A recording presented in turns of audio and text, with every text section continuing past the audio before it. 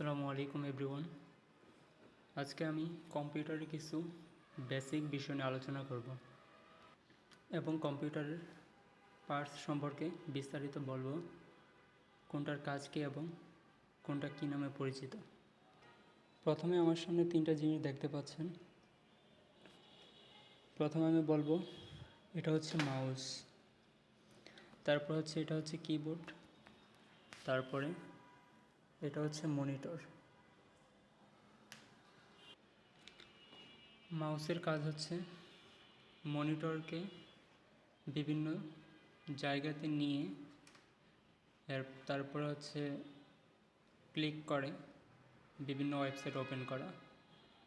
আর কিবোর্ডের তেমনই কাজ, কিবোর্ডের মাধ্যমে লেখালেখি করা হয়, তারপর হচ্ছে গণনা করা হয়, তারপর হচ্ছে ওয়ার্ড, এক্সেল, পাওয়ার পয়েন্টের কাজ করা হয়। আর এটা হচ্ছে মনিটর। মনিটরের মাধ্যমে আমরা দেখতে পাই সব কিছু, কোন জায়গা থেকে কোন জায়গায় যাওয়া হচ্ছে, এটা মনিটরের মাধ্যমে আমরা দেখতে পাই। সো এখন আমি বলবো কম্পিউটারের আরেকটা জিনিস আছে যেটাকে কম্পিউটারের মস্তিষ্ক বলা হয়, সেটা হচ্ছে সিপিইউ। এটা হচ্ছে সিপিইউ, এটাকে আবার ডেস্কটপও বলা যায়। এটা দিয়ে কম্পিউটার ওপেন করা হয় প্রথমে। তো আমরা এখন দেখব কিভাবে কম্পিউটারকে ওপেন করতে হয়। আমরা আগে দেখব আমাদের কানেকশনগুলো ঠিক আছে কি না, মাউস, কিবোর্ড এবং মনিটরের কানেকশন, তারপর হচ্ছে বৈদ্যুতিক যে সংযোগ সেগুলো ঠিক আছে কি না, আগে আমরা সেটা দেখব। যদি সব কিছু ঠিক থাকে তাহলে আমরা সিপিইউতে এখানে একটা পাওয়ার বাটন আছে, এই পাওয়ার বাটনে আমরা একটা চাপ দেব। চাপ দেওয়ার সাথে সাথে এখানে একটা ব্লু লাইট জ্বলে উঠছে। সো আমরা এখন ডিসপ্লের দিকে লক্ষ্য করব। ডিসপ্লের দিকে লক্ষ্য করলে দেখা যাবে কিছুক্ষণের মধ্যেই আমাদের কম্পিউটারটি ওপেন হয়ে যাবে। সো আমরা কিছুক্ষণ অপেক্ষা করি। সো আমরা দেখতে পাচ্ছি আমাদের স্ক্রিনে ওয়ালপেপার চলে আসছে, মানে আমাদের কম্পিউটারটি ওপেন হয়েছে। এখন আমরা কম্পিউটারের ভিতরে প্রবেশ করব। প্রবেশ করার জন্য হচ্ছে এখানে একটি পাসওয়ার্ড ক্রিয়েট করা লাগবে। আমরা স্পেস বারে একটা চাপ দেব। চাপ দিয়ে হচ্ছে এখানে ইউজারের জায়গায় আমরা পাসওয়ার্ড দিয়ে দেবো। আমাদের কম্পিউটারের পাসওয়ার্ড আমি দিয়ে দিচ্ছি। পাসওয়ার্ড দিয়ে আমি ওপেন করলাম। ওপেন করার পরে প্রথমে কাজ হচ্ছে রিফ্রেশ করা। রিফ্রেশ কয়েকবার করতে হবে, যেহেতু আমার কম্পিউটারটা একটু স্লো, তো এই জন্য একটু লেট হচ্ছে। কয়েকবার রিফ্রেশ করতে হবে। আমরা প্রথমে কয়েকবার রিফ্রেশ করে নেব। প্রথমে আমরা মাউস দিয়ে রিফ্রেশ করেছি, এবার কিবোর্ড থেকে কয়েকবার রিফ্রেশ করে নেব। 10-15 বারের মতো রিফ্রেশ করে নিলে কম্পিউটারের কয়েকটি অ্যান্টিভাইরাস আছে, সেগুলো হচ্ছে কেটে যাবে। তাহলে আমরা আমাদের কম্পিউটার দিয়ে খুব স্মুথভাবে কাজ করতে পারব। এবার আমি যেটা নিয়ে কথা বলবো সেটা হচ্ছে মাউস। প্রথমে এটা হচ্ছে মাউস। এই মাউসের কাজ হচ্ছে কম্পিউটারের মনিটর থেকে বিভিন্ন জায়গায় ক্লিক করে যে কোনো কিছুতে প্রবেশ করা, যেমন ফোল্ডারে প্রবেশ করা বা দিস পিসি, তারপর হচ্ছে মাই ডকুমেন্ট, তারপর হচ্ছে ওয়ার্ড ফাইল ওপেন করা। এই যে মনিটর থেকে এটা হচ্ছে মাউসের দ্বারা করা হয়, মানে শর্টকাটে। সো মাউসের হচ্ছে তিনটা বাটন, একটা হচ্ছে লেফট বাটন, একটা হচ্ছে রাইট বাটন, আর একটা হচ্ছে চাকা। এটাকে আমরা চাকা বলি, মিডলটাকে, মিডল পয়েন্টে যেটা গাড়ির চাকার মতো আছে ঘুরে, এটাকে চাকা বলতে পারেন। সো মাউসের হচ্ছে তিনটা বাটন, একটা হচ্ছে লেফট বাটন, একটা হচ্ছে রাইট বাটন, আর একটা হচ্ছে চাকা। এবার আমরা কিবোর্ডে চলে যাই। কিবোর্ডের প্রথমে বিভিন্ন বাটনের নাম বলবো আমি। এটা হচ্ছে এসকেপ বাটন, এটা হচ্ছে ট্যাব, এটা হচ্ছে ক্যাপস লক, এটা হচ্ছে শিফট, এটা হচ্ছে কন্ট্রোল, এটা হচ্ছে উইন্ডোজ বাটন, এটা হচ্ছে অল্ট্রা। আর এই বাটনটা হচ্ছে যে বড় একটা বাটন দেখতেছে, এটা হচ্ছে স্পেস বার, এটাকে বলা হয় স্পেস বার। এই পাশেও আছে অল্ট্রা, তারপর হচ্ছে Windows button, shift, control, inter, back space bar. তারপরে এইখানে আছে অ্যারো চিহ্ন আর কি, ডানে বামে উপরে নিচে, এই দুইটা দিয়েও ডানে বামে নেওয়া যাবে। এখানে আছে আরেকটা ট্যাব, ট্যাব থেকেও ডানে বামে নেওয়া যাবে। আর এইখানে আছে নাম্বার, নাম্বার প্যাডটা এখানে আছে। আর এখানে হচ্ছে inter button, plus button, minus button. তারপর হচ্ছে ডিভাইডেড বাটন। তারপর হচ্ছে নাম লক।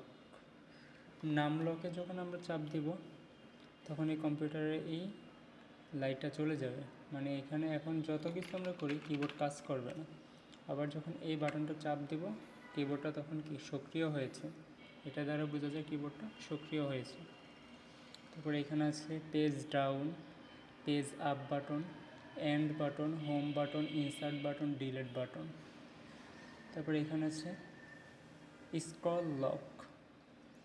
তারপরে এখানে কিছু আছে F1, F2, F3, F4, F5, F6 এভাবে F12 পর্যন্ত আছে। বিভিন্ন বাটনের বিভিন্ন কাজ। সো আমি এখন দেখাবো কম্পিউটার স্ক্রিনে কীভাবে মাইক্রোসফট ওয়ার্ড ফাইলটি ওপেন করতে হয়। সো আমরা প্রথমে চলে যাব এই সাইডে স্টার্ট মেনু বারে বা উইন্ডোজ মেনু বারে চলে যাব। এখানে চাপ দেব, চাপ দিয়ে স্ক্রল করে আমি নিচে যাব। নিচে যাওয়ার পর আমি খুঁজবো কোথায় ওয়ার্ড ফাইলটা আমার লেখা আছে। এই যে আমি পেয়ে গেলাম, এখানে ওয়ার্ড ফাইল লেখা আছে। এটাতে একটা মাউসের লেফট বাটন দিয়ে একটা ক্লিক করব। কিছুক্ষণের মধ্যে আমার ওয়ার্ড ফাইলটা এখানে ওপেন হবে। ওয়ার্ড ফাইলটা এখানে ওপেন হয়েছে। ওপেন হওয়ার পরে আমি হচ্ছে ওয়ার্ড ফাইলটির ভিতরে আমি প্রবেশ করব। কিছুক্ষণ লোডিং নেওয়ার পরে ইন্টারফেস চলে আসবে। প্রবেশ করার পরে এখন এখানে আমরা ওয়ার্ড ফাইল দিয়ে হচ্ছে লেখালেখি করা যায়। তারপর হচ্ছে মেইলিংয়ের ক্ষেত্রে ওয়ার্ড ফাইল ব্যবহার করা হয়।